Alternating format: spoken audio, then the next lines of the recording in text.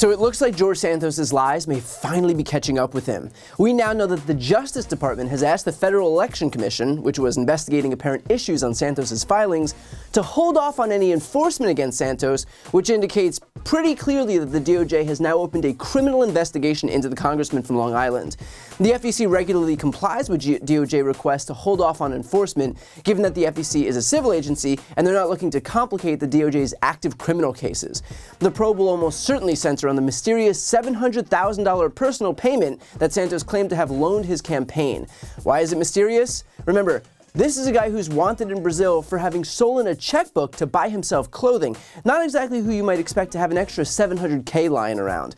A guy who we now know lied about working for Goldman Sachs and Citigroup. Again, doesn't exactly bode well for your financial health when you've been caught lying about 2 jobs. According to reporting in the Daily Beast, Santos paid himself a $750,000 salary from the DeVolder organization, DeVolder being the fake name that Santos went by, which is always a good idea in terms of not raising any red flags. But if that corporation was just created as a dummy corp so that dark money groups could fund his campaign, then that's illegal not just for him, but for those who use that scheme to siphon funds to him. And if, by some miracle, the DeVolder organization is a legitimate corporation, well, you also can't just use corporate funds to fund a campaign. Of course, there's always the possibility that this was all done by the book, and if there's one thing that we know about George Santos, it's that he values honor and integrity above all else.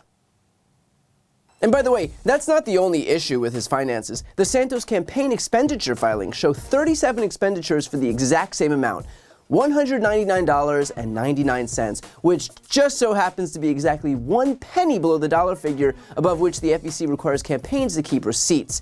Those expenditures are for Uber, Walgreens, Walmart, Best Buy, Delta Airlines, and more. And look, maybe it just so happens that Santos had a coincidental penchant for spending exactly a penny below $200, or he very sloppily and very lazily skirted FEC requirements to purposefully break the rules.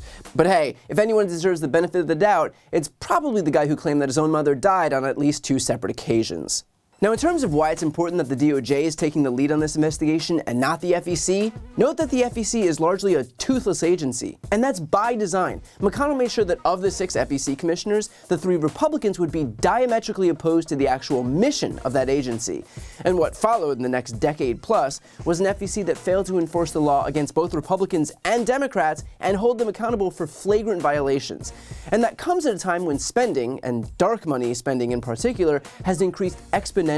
In other words, a combination of outside groups pouring dark money into politics and a political party hell-bent on ensuring no regulation or oversight has left us with an enforcement agency largely unwilling to actually do much enforcement. So if there is illegal activity happening in the Santos campaign, it may turn out to be a welcome development that the Justice Department is taking the lead as opposed to the FEC. Although, in fairness, it's not like the DOJ has been one beacon of swift accountability on their end either. At some point, it's probably worth having a conversation about prioritizing some actual justice in this country. But what's especially stunning is that this isn't the only legal issue that Santos' campaign is contending with right now. He's also being scrutinized by the SEC, the Securities and Exchange Commission, regarding his role in Harbor City Capital, which was an investment firm that was shut down in 2021 for operating as a Ponzi scheme that raised over $17 million from more than 100 victims.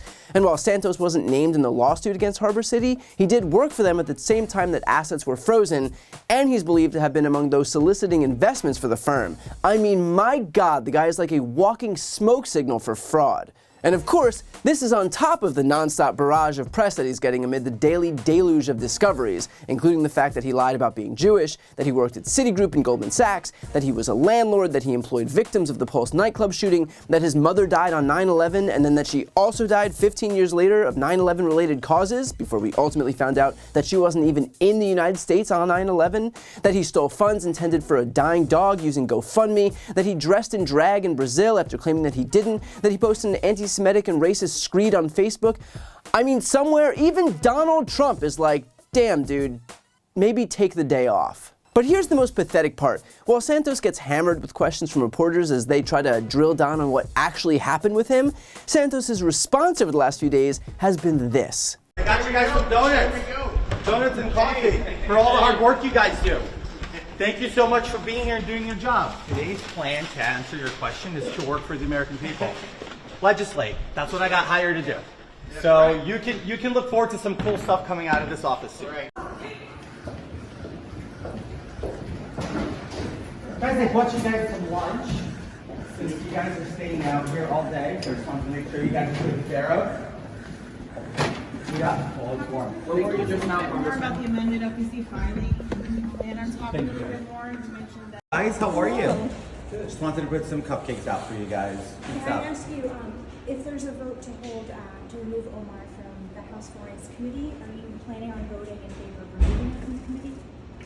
I'm sorry, you're asking If there is a vote. If there is a vote? I don't think there's gonna be a vote. I haven't seen it on the docket, but we'll make that determination at that time. And where are these cupcakes from? Oh, I just bought these in for you guys. I just put them in the containers because they were neater, but they're for you guys. All right, thank you. Because that ought to do it. I'm sure those reporters are going to see those donuts and think to themselves, well, I was going to chase that story, but not with this strawberry frosted with sprinkles in front of me. In a way, Santos trying to kill him with kindness is actually the perfect encapsulation of who he is. The guy's principles are so flimsy, so non-existent, that he thinks that bribing journalists and reporters with $7 worth of food is going to win them over. This will have no impact on those reporters, but it really does tell you everything you need to know about George Santos. So look, at this point, it's already clear that George Santos won't resign because you can't shame the shameless, and it's already clear that Kevin McCarthy won't call for an expulsion vote because his sole priority is his and his party's grip on power.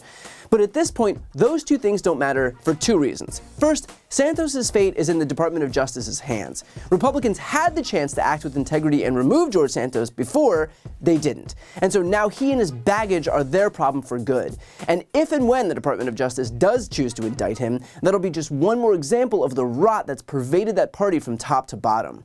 But second, George Santos is actually a really effective tool for Democrats because he shows pretty damn effectively exactly who the Republicans are. That's a party that is so corrupt, so shameless, so duplicitous that they can't manage to recruit people who aren't sociopathic liars and crooks. The crazies in that party might be useful in terms of reaching the Tucker Carlson, Sean Hannity, Laura Ingraham viewers, but the vast majority of Americans very rightfully view the George Santoses and Marjorie Taylor Greenes and Lauren Boeberts as fringe lunatics. So if the GOP wants to protect these people, then far be it from us to stop them. They say never interrupt your enemy while he's making a mistake, and it looks like the GOP signed itself up for one hell of a mistake in protecting the new face of that party, George Santos. Before you go, if you enjoyed this video and want to see more, please make sure to subscribe to my channel. You can click the thumbnail right here on this screen. And if you want to support my work even further, the best way is to subscribe to my podcast, No Lie with Brian Tyler Cohen. There you can check out my interviews with major players in the world of politics, including President Biden, Vice President Kamala Harris, Pete Buttigieg, Elizabeth Warren, Katie Porter, Jamie Raskin, and so many more. Plus other interviews that live exclusively on the podcast. That link is also right here on this screen, or just search No Lie with Brian Tyler Cohen wherever you listen to podcasts.